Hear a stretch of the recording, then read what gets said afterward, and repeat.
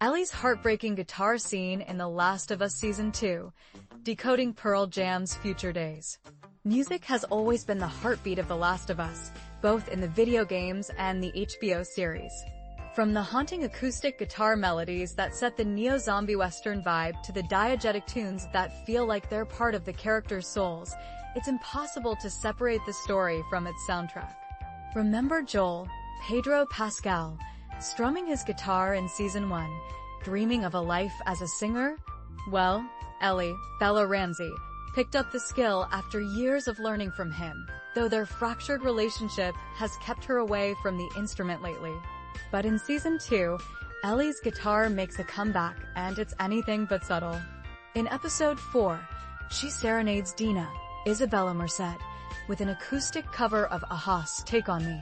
Then, in Episode 5, she picks up the guitar again in an old Seattle theater, but this time, it's different. She barely gets a few notes out before emotion overwhelms her, and she sets it down. What song was she trying to play? Pearl Jam's Future Days, a track that's deeply tied to Joel and Ellie's story, both in the games and now, it seems, in the show. Future Days isn't just any song.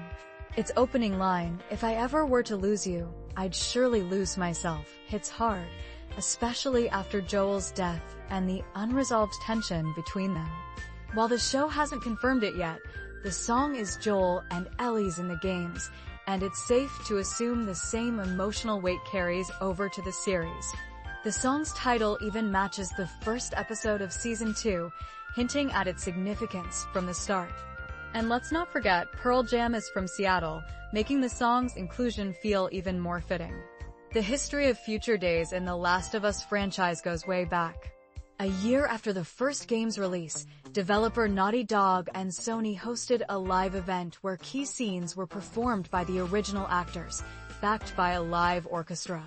At the end, game director Neil Druckmann and the team added a bonus scene set after the game's conclusion, using Future Days as a bittersweet send-off for Ellie and Joel. When The Last of Us Part 2 arrived, that scene and the song became a pivotal part of the sequel. The lyrics of Future Days are gut-wrenching, especially in the context of Joel and Ellie's relationship. "Back when I was feeling broken, I focused on a prayer," Eddie Vedder sings. "You came deep as any ocean. Did something out there hear?" It's no wonder Druckmann chose the song. It perfectly captures Joel's significance in Ellie's life.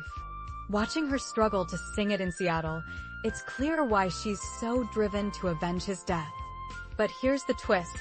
Future Days doesn't actually fit the timeline of the story, in the games or the show. The song is from Pearl Jam's 2013 album Lightning Bolt, but the cordyceps outbreak in the games happens earlier that same year. The HBO series pushes the outbreak back to 2003, making the song's inclusion even more anachronistic. So, does it make sense? Not really. But as series co-creator Craig Mazin put it on the Last of Us podcast, "We didn't give AS **** because it is an important song to the story, and thematically, it's incredibly important." And honestly, in a world where mushroom zombies are the norm, a song out of place hardly seems worth the fuss.